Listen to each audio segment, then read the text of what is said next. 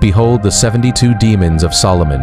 Meet Valefor, number 6 out of 72. They call him the patron of thieves, but that makes him sound small. Valefor is not the spirit of a single stolen coin or a picked pocket in a dark alley. He is the shadow that moves behind every risky favor, every friend who says, "Trust me, I know a shortcut." He does not break down doors himself. He convinces you to bring him the keys. In the grimoires, Valefor is named a Duke of Hell, commanding 10 legions of spirits. He appears, they say, as a creature with the body of a lion and the head of a donkey, or as a strange hybrid between the two. At first glance, it seems almost ridiculous, a powerful demon with a donkey's head. But nothing in demonology is accidental. The lion is strength, pride, courage, the king of beasts.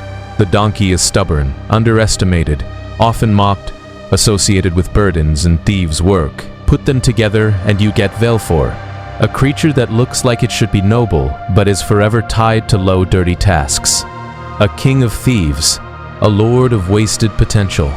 To those who see him in vision or dream, his eyes are said to be the most disturbing part. Not glowing with hellfire, but calm, calculating, like someone who has already weighed your soul and found the exact price at which you will betray yourself.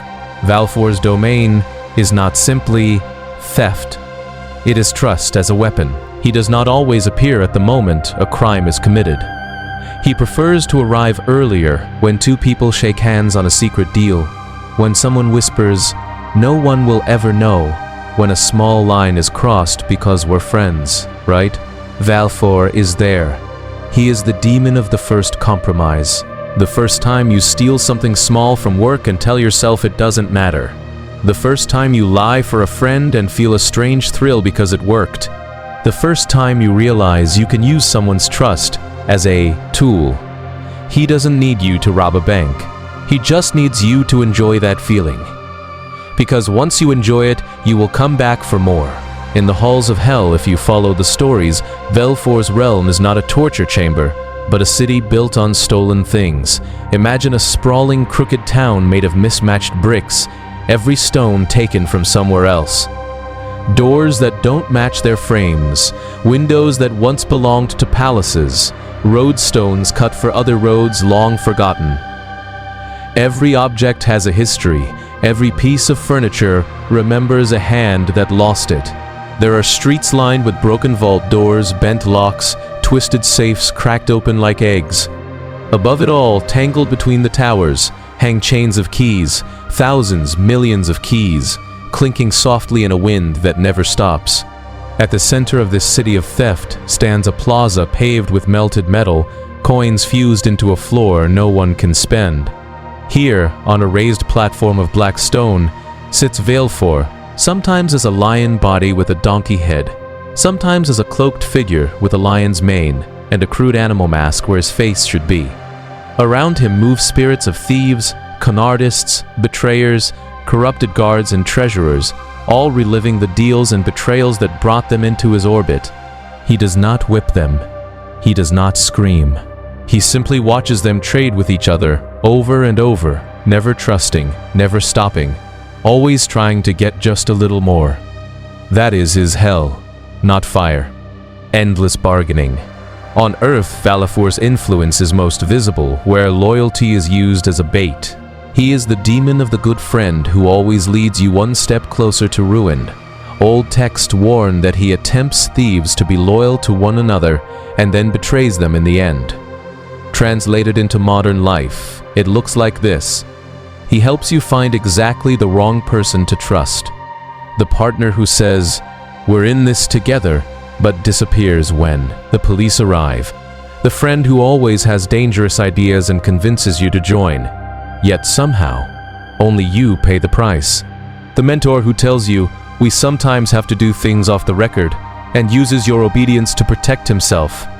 Valefor loves these shapes. What he offers is not just the thrill of stealing, but the warmth of a criminal family.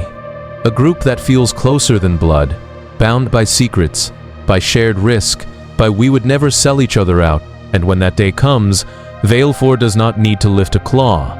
The circle destroys itself. If you listen closely, you can hear his voice in the phrases people use to justify that first step: no one will get hurt. We deserve this. They owe us. Everybody does it. Don't be naive. These are small spells, spoken without candles or circles. Valefor works through rationalization.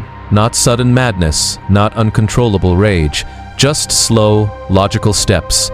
You are undervalued. They are unfair. The system is rigged.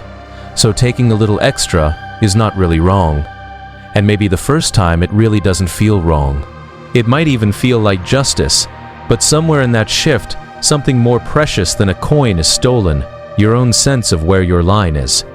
Once that line is blurred, Valefor has room to move. He is especially drawn to places where money and trust mix.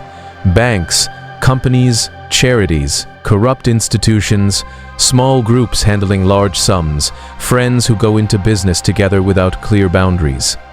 Whenever someone says, "Don't worry, we don't need a contract, we're like family," he pays attention.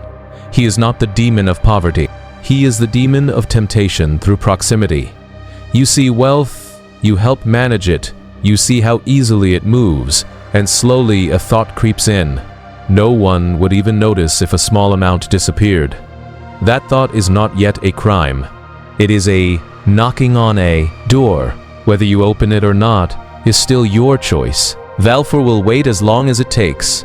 Unlike some demons, Valefor does not need chaos. He prefers pattern. In many stories, the thief who starts with something tiny almost never stops there. They begin with taking supplies, then cash from a drawer, then adjusting numbers, then full schemes. Each step is easier than the last, because the hardest theft is always the first one. Valefor is the invisible hand on your shoulder at that first threshold. He does not promise glory or hellfire. He whispers something much more convincing. You've already done worse, even when you haven't. He pulls the past forward to excuse the next act. You didn't tell the truth there, so why pretend to be honest now? You looked away last time, so there's no point being righteous today. In a world that constantly tempts people to betray their own values, Valefor is the demon who tells you that line was crossed long ago, so there is nothing left to protect. He lies, but it is a lie that can feel like relief.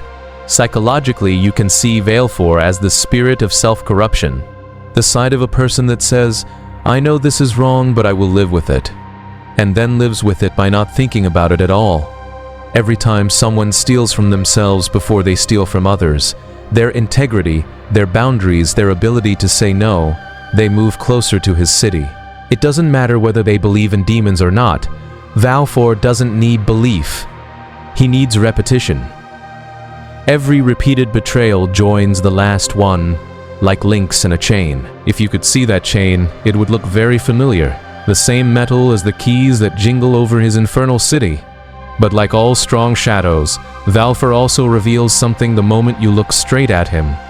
He exposes how much of human life is built on trust, on someone holding our money, our secrets, our vulnerabilities and choosing not to harm us. He shows how fragile that is. A single person in the wrong position, a single moment of greed, a single friend in a moment of weakness, and what seemed solid can be emptied overnight. That realization can make you paranoid, or it can make you honest. Because if you understand how easy it is to betray, you also understand how powerful it is to refuse. To be the one who could steal and doesn't. To be the person who keeps a secret even when selling it would be profitable. To be the partner who stays clean when everyone else says, "Just cheat a little." Valefor hates those decisions. They starve him. He thrives on "no one will ever know." He withers on "I will know." In the end, Valefor is not just a demon in a book. He is a pattern in the world. You see him when a group of friends slowly turns into a criminal circle, when a company quietly slips from clever accounting into fraud, when a relationship moves from "we support each other" to "we cover each other's lies." He is there in every story that starts with "it was only this once" and ends with "I don't know how it went this far." His greatest trick is making destruction feel like loyalty. The loyal accomplice, the loyal partner in crime, the loyal friend who never snitches. These are his favorite masks. But loyalty to wrongdoing is still wrongdoing. And when the collapse finally comes, when the doors open, and the lights flood in and everyone is suddenly very alone. Valefor stands at the edge of his city of stolen things and welcomes another soul who thought they were only doing just one little thing. So remember his name when you hear stories of thieves who were betrayed by their own, of partners who turned on each other in the last minute, of deals that ended with, "He sold us all out." They might never have heard of Valefor. They might not believe in demons. But somewhere, in the silent space, between trust and betrayal, between the hand extended in friendship and the hand that reaches into the till, a lion-bodied, donkey-headed Duke of Hell smiled to himself and added one more key to his chains of stolen promises.